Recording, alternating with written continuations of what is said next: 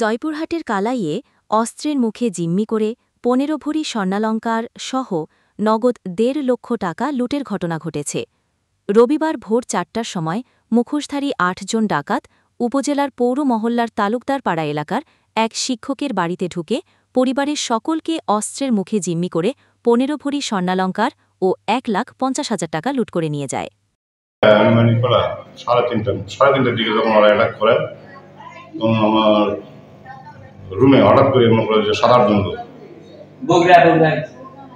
জন লোক যাওয়ার পরে মানে একবারে অস্ত্র শস্ত্র সব একবার জিম্মি করে একবার হাত পা গাঁদে আমাদের ৪ জন আগে হাত পা গাঁদে ওরা পুরো গাড়ি মনে করে তোমার তন্ন করে মনে করে সোনা টাকা। তারপর সোনা তো হবে আনুমানিক ১৪-১৫ ভরি আর টাকা ওই ১ লাখের মতো, ১-১.৫ লাখ টাকার মতো। আর সোনা ১৫ ভরি, সর্বোচ্চ হলে ১৫ ভরি। আমি দেখতেছি যে আমার বড় ভাই রাস্তায় দৌড়াদৌড়ি করছে আর হাই হাই করছে যে কি হলো। তাই আমি বের হয়ে আসি, দেখি যে অবস্থা।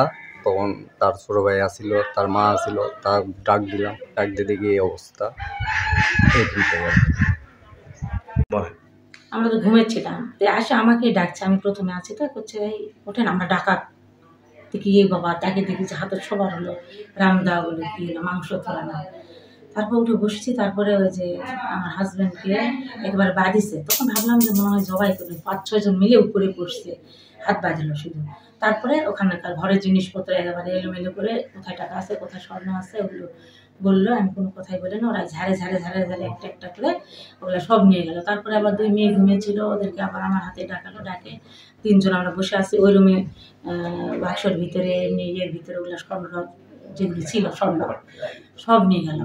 নিয়ে যাওয়ার পরে আমাদেরকে 3 জনা ওর বাবার ওই খাটের উপরে আনে 4 জনাকে একত্রে বাঁধে রাখলো, মানে হাত শুধু বাঁধে রাখছে।